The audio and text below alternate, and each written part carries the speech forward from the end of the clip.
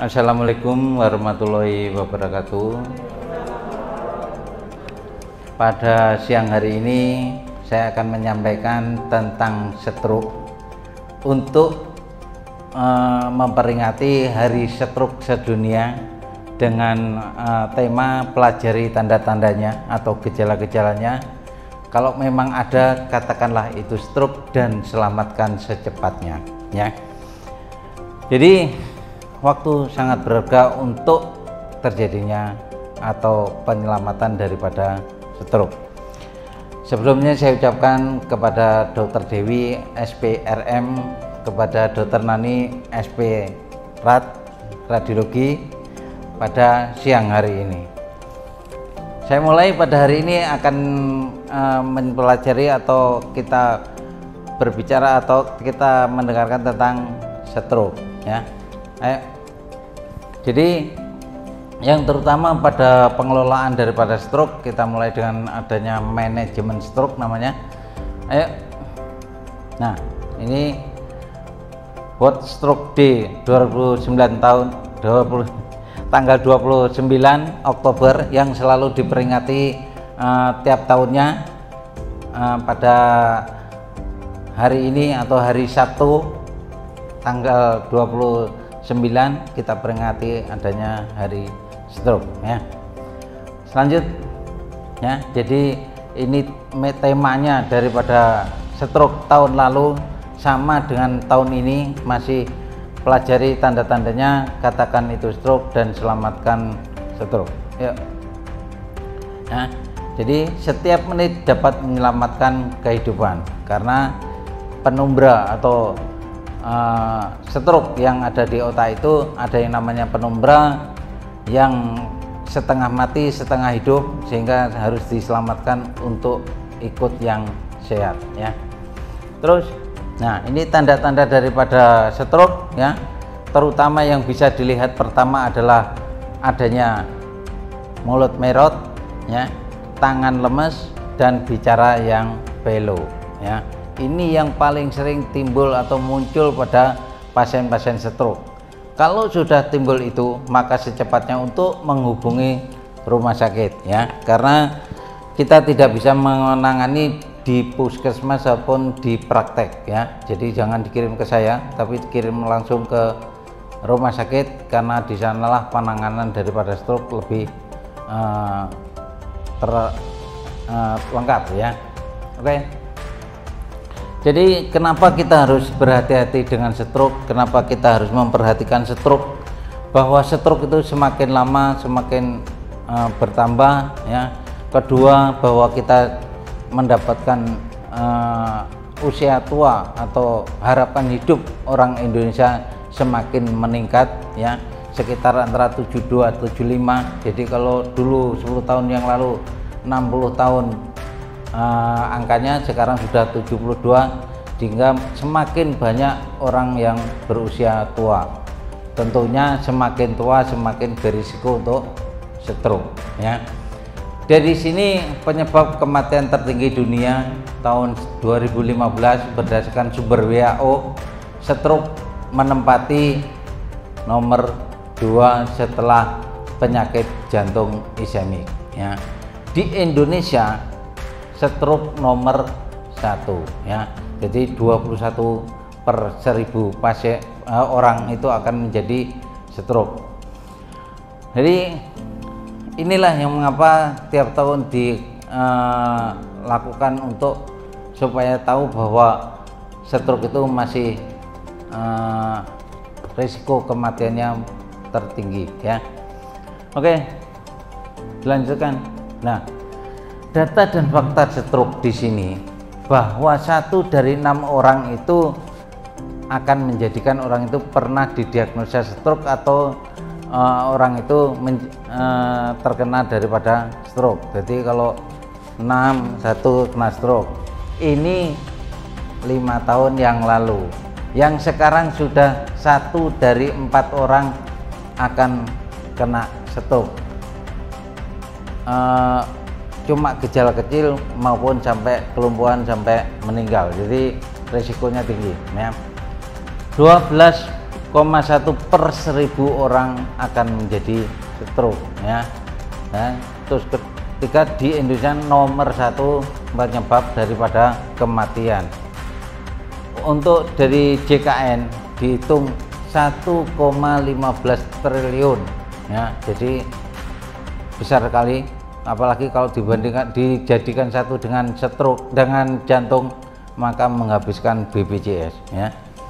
Disinilah letaknya kita harus memperhatikan minimal diri sendiri untuk mencegah jangan sampai stroke ya, karena 90% kasus stroke dapat dicegah, sehingga kalau 90% dapat dicegah, tentunya pasien stroke itu ya sedikit ya, artinya pasien saya semakin habis ya.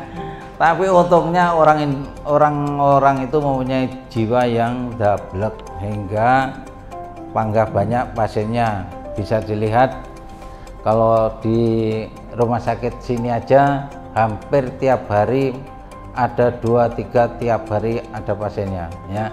Jadi sekarang kalau dihitung per rumah sakit sini aja ada sekitar 15-20 pasien yang dirawat di belakang ya.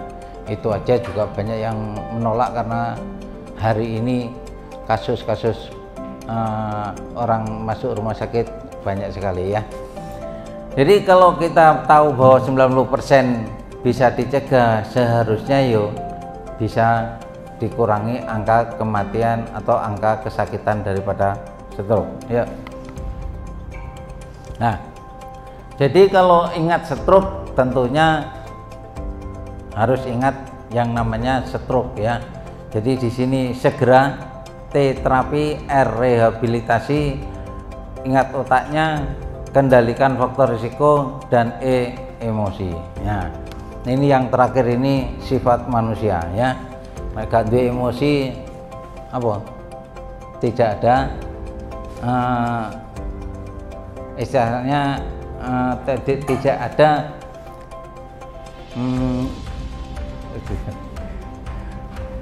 jadi lurus saja ya. Jadi namanya orang mesti ada emosi, sehingga orang itu ya kadang memang ada nesunya, ada santainya, ada guyunya ya.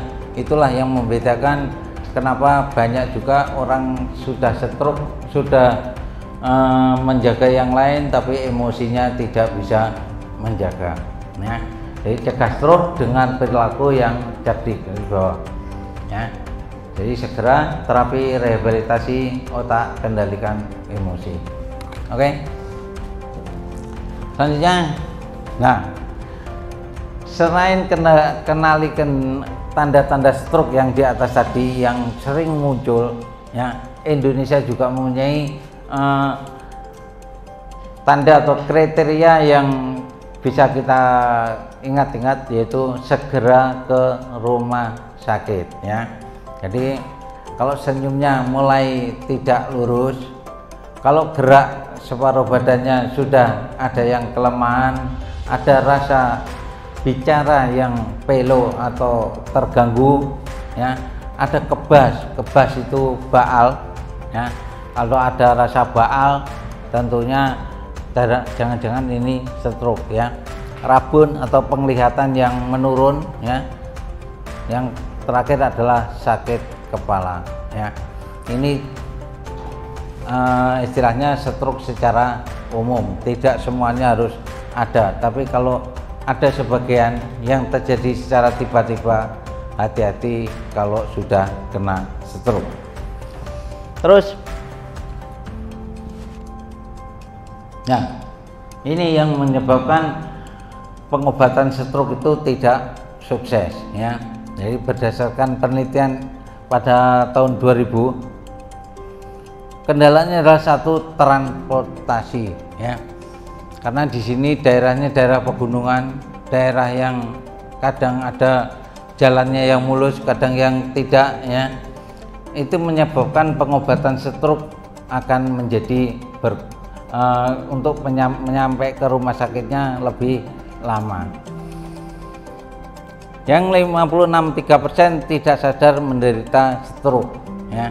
karena itu di hari stroke ini maka kita harus tahu tanda-tanda atau gejala daripada stroke ya. Karena jangankan orang biasa, saya pun dulu nunggu 1 jam untuk percaya kalau saya stroke ya. Karena tak kira lindien, tahu lindien ya, yang tidur tapi seolah-olah lumpuh, tapi setelah gitu akan baik. 1 jam saya gini kan tetap aja baru berarti aku stroke tenanan ya. Nah, sehingga tidak sadar menderita kalau stroke. Saya sadar tapi belum percaya kalau saya stroke, gitu aja podo. Nah, yang 4,2% pergi ke dukun ya. Jadi kalau ada kelemahan tidak sadar, dibawa ke dukun dulu, apakah ini disantet tetangganya atau tidak gitu ya. Nanggene wong pinter ya. Kenapa dipanggil wong pinter? Karena yang datang wong bodoh. Dokter kenapa enggak dia panggil wong pinter? Mergo sing teko wong pinter ya, gitu ya. Jadi tidak ada yang mengatakan dokter wong pinter gak aneh, karena yang datang wong pinter-pinter. Tapi ke dukun katanya yang datang wong bodoh, gitu ya. 11,8% minum obat tradisional ya. Jadi kalau sudah tahu itu stroke masih minum jamu ya. Yang 62% tidak tahu, yaitu sama dengan tidak sadar tadi ya. Terus nah, jadi di sini ada ahlinya radiologi ya. Cuma intinya stroke itu kalau dibagi berdasarkan radiologinya atau pembagian daripada stroke itu ada perdarahan dan sumbatan. Kalau perdarahan itu ada ICH dan SAH. Kalau SNH itu dibagi dua, ada trombos dan emboli. Kalau emboli apa trombos? Emboli, karena lobus yang kena ya. Jadi ini berdasarkan pada foto CT scan-nya ya. Nah, kalau kita curiga stroke maka harus ada faktor risikonya. Jadi kalau stroke harus dicari penyebab daripada faktor risiko daripada stroke-nya ya. Stroke dibagi menjadi faktor risikonya menjadi dua, yang tidak bisa diubah dan yang bisa diubah.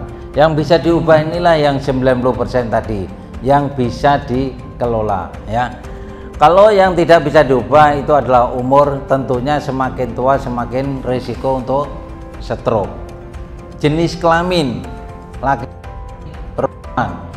Kalau usia 50 tahun yang terbanyak adalah laki-laki. Di atas 60 tahun banyak wanita, karena laki-lakinya di 60 tahun sudah habis di 50 tahun ya. Yang kedua adalah ras atau suku ya, tertentu yang di sana pola hidupnya yang sangat tidak mementingkan adanya rokok, makan makanan mentah, itu semua bisa risiko untuk terjadi stroke ya. Yang keempat adalah genetik atau warisan ya. Jadi kalau semakin orang tuanya dua-duanya kemungkinan stroke akan lebih tinggi. Sejatinya bukan stroke-nya, tapi faktor risiko yang di sana itu yang menjadi genetiknya atau turunannya, sehingga orang hipertensi, orang diabetes itu akan menjadikan risiko untuk stroke masuklah di dalam genetiknya ini ya. Jadi kalau sudah begini genetik ya, kalau itu kalau cari jodoh harus dibandingkan ya. Nek yo aja sing genetike akeh, warisane akeh ya. Jadi Nomor 2 adalah bisa diubah. Inilah yang 90% tadi yang bisa dikelola untuk stroke-nya bisa dihindari ya. Jadi ada hipertensi, ada diabetes, ada obesitas, ada dislipidemi, ada atrial fibrilasi ya, atau perilaku ya, merokok, stres mental, migrain, penyalahgunaan obat. Ini semua bisa dikelola dengan baik kalau kita bisa memperhatikan ya. Kalau sana atrial fibrilasi obatnya ada ya, jadi ini bisa dikelola dengan baik. Kalau kita mengelola ini, walaupun kita punya warisan di situ, tentunya bisa kita kendalikan tentang stroke-nya. Terus, nah, inilah pembagian daripada stroke. Stroke ada 2, ischemic dan hemorrhagic stroke. TIA stroke atau bukan? Bukan ya. Jadi yang dikatakan mini stroke atau stroke ringan, kalau bahasa orang awam yang dinamakan stroke ringan itu ya TIA ya. Jadi trans ischemic attack itu stroke yang 24 jam itu hilang sempurna ya. Kalau RIND 3 minggu hilang sempurna. Sehingga kalau ada pasien datang dengan kelemahan masih di bawah 1 hari, masih di bawah 3 minggu, kalau bertanya apakah bisa sembuh sempurna, bisa ya. Tapi kalau sudah 3 minggu tidak bisa dikatakan sembuh sempurna, mesti ada yang kurang ya. Sehingga kalau yang sudah 3 minggu dinamakan complete stroke ya. Jadi kalau sudah 3 minggu masih ada gejala ya namanya komplit, dan itu tidak bisa sembuh sempurna ya. Jadi seperti saya, sembuh sempurna enggak? Tidak, karena masih panas terus. Di fisioterapi, kalau pas fisioterapi enak, tapi pas sudah bisa selesai panas lagi. Tuh ya. Jadi di sini yang ischemic dibagi 2 tadi, ada trombos, ada emboli, pada hemorrhagic stroke ada ICH dan SAH. Oke. Nah, dari permasalahan stroke itu disimpulkan di sini ya. Jadi yang nomor 1 adalah adanya gangguan pada jantungnya ya. Kalau ada gangguan pada jantungnya, tentunya aliran ke otaknya akan berkurang, ataupun jantungnya ada yang keraknya lepas, bisa menyebabkan terjadinya stroke. Yang nomor 2 adalah pembuluh darahnya ya. Pembuluh darah di sini yang paling banyak adalah aterosklerosis ya. Dari semuanya ini adalah aterosklerosis inilah yang terbanyak ya. Terjadi penimbunan lemak yang semakin besar, semakin tinggi akan menyebabkan sumbatan ya. Yang ketiga adalah aliran darahnya, bisa karena kekentalan ataupun isinya. Contohnya pada anemia ya. Kalau di bawah 4 biasanya sudahlah terjadi kerusakan pada saraf-saraf di otaknya. Yang keempat adalah otaknya sendiri ya. Jadi kalau otaknya sendiri ada kerapuan, ada gangguan aliran darah yang datang ke sana, tentunya akan jadi kerusakan. Intinya stroke itu adalah yang mengalir itu adalah energinya dan oksigennya, kalorinya dan oksigennya. Kalau kalori oksigennya tercukupi, maka otaknya jadi sehat. Karena itu ada perkataan jantung sehat, otak sehat ya. Walaupun di tengahnya ada pembuluh darah yang juga harus sehat ya.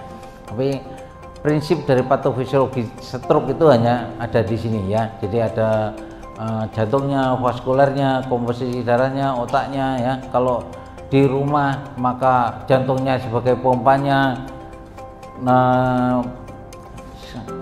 pembuluh darahnya sebagai selangnya, tiganya itu airnya. Kalau airnya keruh, airnya bumpet, bisa menyebabkan daripada kerusakan otaknya yang dinamakan dengan stroke. Terus, nah, kenapa tuh harus cepat-cepat tadi? Harus selalu kita lakukan dengan kecepatan yang kalau bisa itu di bawah 6 jam. Disinilah kejadiannya ya. Jadi yang merah itu ischemic rusak benar-benar rusak ya, mati, yang kuning itu penumbra ya. Nah, yang diobati adalah penumbranya ini. Penumbranya itu sampai ikut jadi merah, kalau bisa jadi abu-abu itu ya, supaya fungsinya tidak rusak terlalu banyak ya. Jadi yang merah itu isemiknya ya, jadi kerusakan pada sarafnya. Kalau pengobatannya tidak bagus menjadi 6, merahnya jadi lebar. Kalau pengobatannya bagus, hijaunya menjadi abu-abu lebih banyak, merahnya menjadi kecil ya. Jadi inilah kenapa kita harus tahu tanda-tandanya, harus tahu kalau ini stroke, dan harus secepatnya untuk dikirim ya. Jadi penanganan itu harus secepatnya dilakukan. Sayangnya tadi kendala-kendala yang menyebabkan tidak bisa mencapai 6 jam ini adalah tadi ada yang kedukun, ada yang transportasinya ada masalah, ada yang belum percaya kalau stroke, dan ada yang tidak tahu kalau itu stroke ya. Itu semua menjadikan kendala daripada mengejar yang namanya time is break ya. Nah, inilah yang dinamakan periode emas untuk mengejar supaya penanganan stroke itu lebih baik ya.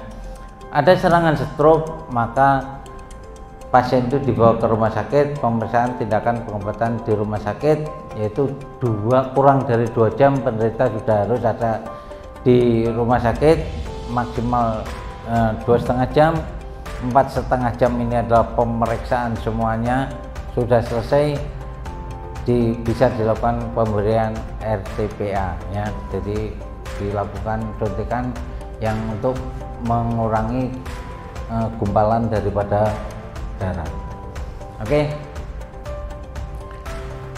Selanjutnya, nah ini dari Dokter Dewi ya, karena ini memang kuliah umum yang bareng-bareng. Jadi kalau stroke ya ada radiologi dan ada rehabilitasi. Yang terutama dari rehabilitasi di sini dukungan dari keluarga, karena pengobatan atau rehabilitasi daripada pasca stroke itu lama sekali, bukan dipengaruhi oleh rehabilitasinya sendiri, tapi kemauan dari penderita sangat menentukan orang ini baik atau tidak ya. Intinya kalau orang itu semangatnya besar, tentunya ya bisa boleh, tapi kalau sing semangat yang semangat rehabnya ya nggak bisa ya. Jadi ada pasien yang afasia sampai lama tetap aja ya, ternyata juga waktu direhab tok latihan di rumah tidak, nah itu saja ya. Intinya kalau saya dulu, saya juga pernah afasia ya, walaupun tidak total. Saya latihan tiap hari 1/4 jam untuk membaca dengan bersuara, terus belepotan nggak apa-apa. Kenapa saya enggak doa aja, yang latihan doa untuk pahala latihannya?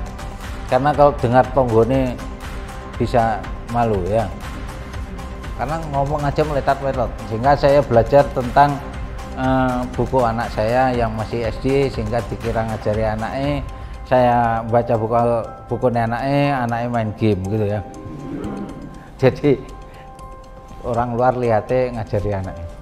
Nah, disinilah yang menjadi kendala adalah besarnya pembiayaan stroke. Karena rumah 10 kilo kalau dibawa ke sini katanya ya menyewa mobilnya 250 sampai 400.000 sekali datang ke sini. Belum antrinya, fisioterapinya katanya nggak sampai 1 jam. Nah, 1 jam nanti fisioterapi ini bisa buka 24 jam. Nah, antrinya banyak, tiap orang 1 jam, nggak habis nanti ya. Nah, jadi penanganan fisioterapi sangat diperlukan, tentunya tergantung daripada yang terkena. Kalau yang terkena adalah sulit bicara, ya namanya harus dilakukan speak terapi. di rumah sakit sini ada ya, bisa melakukannya. Kalau penderitanya itu karena kelemahan, tentunya ya latihan kelemahan, dan biasanya selain di fisioterapi di rumah harus selalu latihan ya. Jadi semua harus lupa harus latihan, diulang-ulang, dipersepsikan, diasosiasikan. Kalau penderita itu gampang lalian ya. Ayo. Nah, tentunya semua itu mengharap tidak kena stroke ya. Jadi kalau tidak stroke, tentunya kita harus cek kesehatan secara rutin. Asap rokok atau merokok maupun di samping perokok harus dihindari. Kira-kira orang berhenti merokok bisa enggak? Bisa ya. Merokok itu tergantung hati kita ya. Waktu saya ngambil PPDS ke Semarang tidak merokok, sampai sana punya temen 2 semua perokok, tidak pernah nyumet rokok tapi nyembung ya.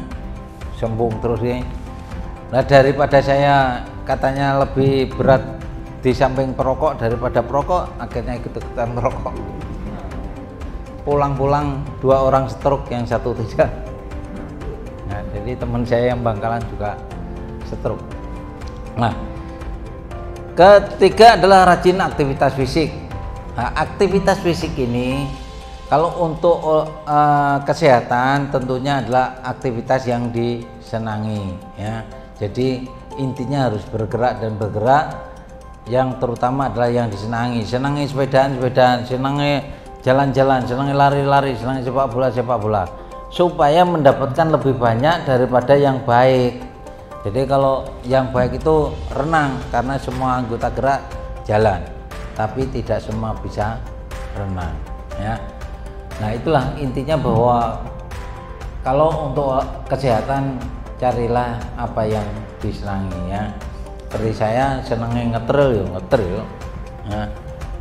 Yang penting hati-hati ya. Yang keempat adalah diet seimbang. Jadi ilmu sekarang bukan boleh atau tidak boleh, tapi yang ada adalah apa yang kamu makan harus kamu pakai. Jadi kalau kamu mau makan sate, ya sudah, keringetan sampai drotos boleh, intinya dipakai ya.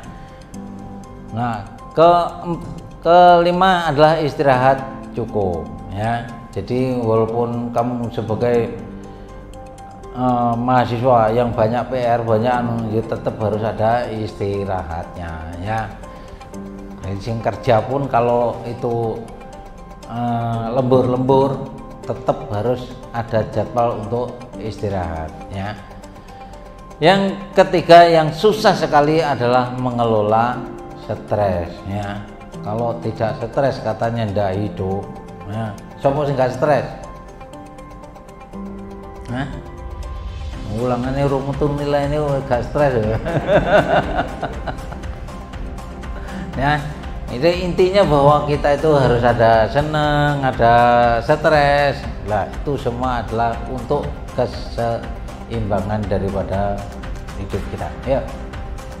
Nah, jadi